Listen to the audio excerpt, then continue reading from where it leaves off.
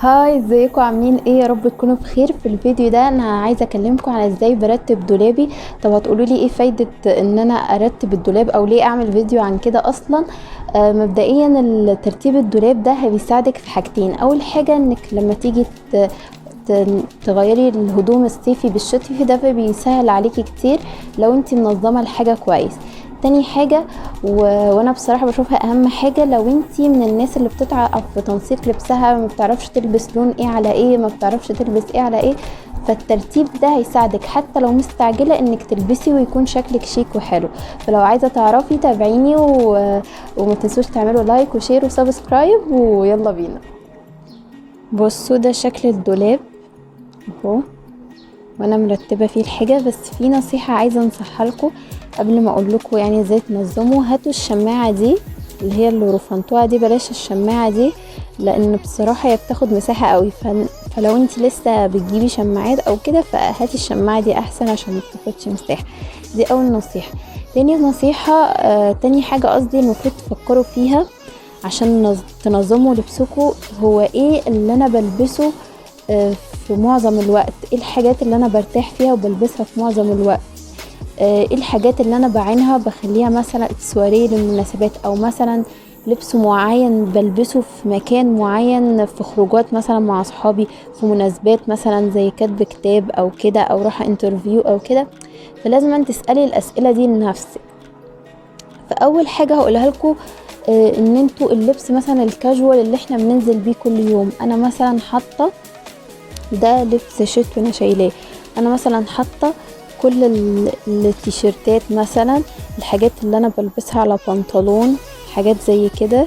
دي كل الحاجات وحتى الشميزات وكده حطاهم مع بعض. بعد كده انا بلبسهم على بنطلون. بعد كده حتى البنطلونات، يعني مثلا حتى البناطيل السوداء، البنطلونات الواسعة او المنقوشة او كده حطاها. طيب في دريسات بقى برضو، اللي هي الدريسات بس اللي هي بتاعة الخروج مش بتاعة المناسبات، اللي هي حطاهم بعد البنطلونات. دي الدريسات اللي انا بخرج بيها. السكيرتس حطاهم بعديها، والسكيرتس برضو اللي انا بخرج بيها وكده، الحاجات دي. بعد كده بقى انا عاملة ركن للحاجات اللي انا بلبسها مثلا في مناسبات صغيرة، مثلا البليزر، الفستان مثلا، او شميز زي ده ستان ما بلبسوش في اي وقت. بليزر زي ده بلبسه مثلا وانا رايحة انترفيو او كده. فالحاجة زي كده مثلا برضو بلبسها في مناسبة لو هادية طل شوية. ف... فانا منظمه الحاجات على حسب هو انا بلبس ايه وبلبس ايه كتير. وحتى الحاجات مثلا اللي بلبسها في مناسبات تحطيها في مكان لوحده. السكيرتس اللي انتي بتخرجي بيها في مكان لوحده.